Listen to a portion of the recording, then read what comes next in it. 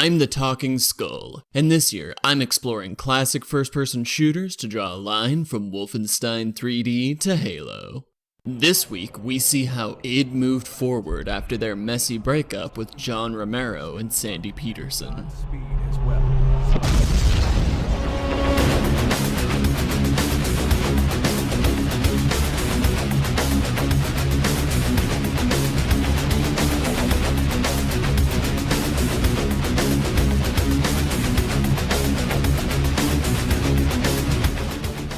Wow, this is the Quake I remember. From the splash screens,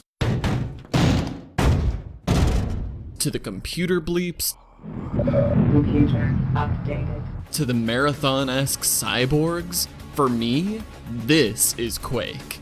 This whole opening video is the most cinematic this genre has gotten yet. There's not much in the way of story still, but this intro sets the tone wonderfully for a more focused, contextualized, object-oriented Quake that still keeps the action at the forefront. We're starting to see these objective systems become ubiquitous. Quake 2 leaves things bare bones. Most of these goals still equate to find key, open lock, but the little bit of extra direction helps ease the lack of a map. A far cry from Quake 1's tight corridors, Quake 2 levels span entire zones, but it'd divide those zones into sections with handy names to help navigate. Every time you open your objectives, Quake 2 uses those names to tell you where you are and where you're going. That organizational clarity helps you build a mental model of the map, and also keeps you from ever completely losing your way. But it keeps bleeping over and over until you check it. Computer updated. Computer updated. Computer updated. Computer updated. Every time you move between sections on these large zones, you get a brief loading screen. This technique, most commonly associated with the Source engine, allows for larger, better-looking, more detail-rich environments with more demanding lighting. I'm still blown away by the effect on your starter pistol. The gun itself is puny, so you never use it past level 1, but it's one of my favorites just because it's so neat to watch its little traveling glow. As John Romero put it when he saw the demo at E3, holy fuck. These loading screens also serve as autosaves, and whoever came up with that idea, thank you. The loads, and thus autosaves, are perfectly placed to work as checkpoints, making this the healthiest checkpoint system on PC since Dark Forces 1. Quake 2 also refuses to sink to the cheap tricks and backstabs of Shadow Warrior and Jedi Knight. Quake 2, like most of Quake 1, looks you dead in the eye and shakes your hand. No random deaths, no arbitrarily long gauntlets, no pressure to save scum. Just well-paced, punchy action. Levels and enemies fit together thematically far more than Quake 1's hodgepodge. The new id committed to the industrial military aesthetic of the previous game's connecting stages, fleshing them out into an entire complex full of various emblems, machinery, and cybernetic abominations. I mean, what even is that? Is that a human head on a Boston Dynamics project? These designs are grotesque, creative, and memorable. Even the death animations are fun. These death throws can actually hurt you. Quake still pads out its weapon count with these over-similar upgrades. A quarter of the way through the game, you've already thrown all of these in the trash. This time around, that doesn't matter though, as Quake 2 adds new weapons with unique mechanics and effects. I already mentioned the pistol, but now the chain gun has a wind-up. This is the definitive chain gun. All others that came before are just assault rifles in different skins. Speaking of assault rifles, Quake 2's assault rifle introduces one of the core pillars of gun feel: recoil. It's rigid and overly linear, far from the finely tuned recoil on modern video game guns, but even this rudimentary recoil was revolutionary in the 90s. Doom's BFG makes a flashy return here, and the It Boys brought us our first ever railgun. This railgun pounds. When it all comes together, Quake 2's arsenal dunks on all but the best competitors. The well-paced ammo drops keep you swapping between the railgun, rocket launcher, chain gun, super shotgun, grenade launcher, and BFG in the most dynamic, blood-pumping action yet. Sort of.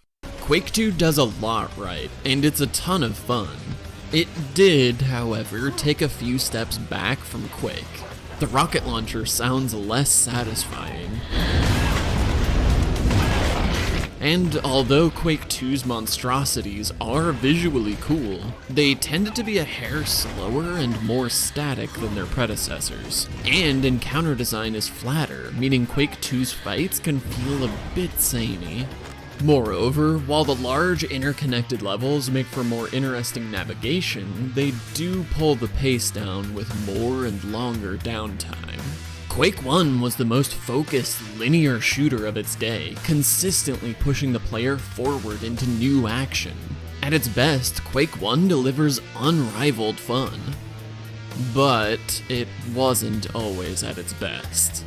And while the weapons were satisfying, they were so few. The sequel never quite reaches Quake 1's highs, but it provides a more robust, cohesive, and consistent experience, both aesthetically and mechanically. It's hard to look at Quake 2 and not wonder what it would have been with John Romero's help. Would his masterful encounter design have elevated Quake 2 to unrivaled status? Would his shrieking, manic love for running and gunning have salvaged more of that energetic spark that seems to have dimmed in his absence? It's hard to say. Romero's own work with his new company, Ion Storm, was progressing much less smoothly, and wouldn't see the light of day for quite some time. Along with Romero, Trent Reznor also said goodbye after Quake, so instead a brand new artist would craft Quake 2's soundtrack. It's less industrial horror and more traditional heavy metal, so we're back to high-intensity action like this.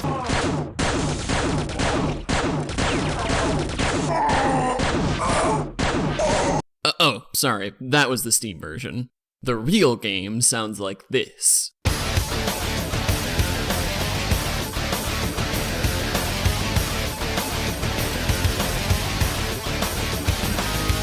I'm still partial to Quake 1's Nightmare soundscape, and Quake 2's metal has always sounded generic to me, but it's consistent and it's fun. Of course, you won't know that if you're playing today. Neither the Steam nor GOG version have the game's soundtrack.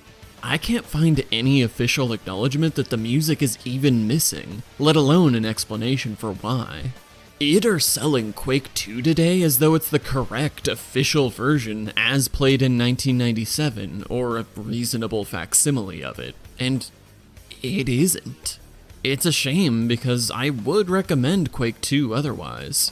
As it is, I can only recommend it to people with a pretty high tolerance for modding and fiddling. During the development of Doom, id co-owner Jay Wilbur stated that everyone at id was expendable, except John Carmack. It was Carmack's engineering skill, his drive, and his vision for fast, real-time games that made Wolfenstein, Doom, and later Quake what they were. Romero certainly contributed a lot, but Carmack was id. In the wake of Carmack and Romero's stormy split, Romero was painted more and more as the genius behind id's success. It had become an open question whether id's remaining designers had what it took to continue to push the genre to new heights. With Quake 2, despite the obvious impact of Romero's absence, id answered a definitive yes. Carmack continued to outpace any imagined competition. id's level designers continued to push the boundaries of FPS level structure, and new weapons like the railgun and chain gun make this the best arsenal id had ever put together. id were still the kings. But with Quake 2, 1997 came to a close, and 1998 would bring a lot of new contenders. If this old stuff is interesting to you, check out the rest of my series on first-person shooters to see how the first Quake ended the golden age of id, and more.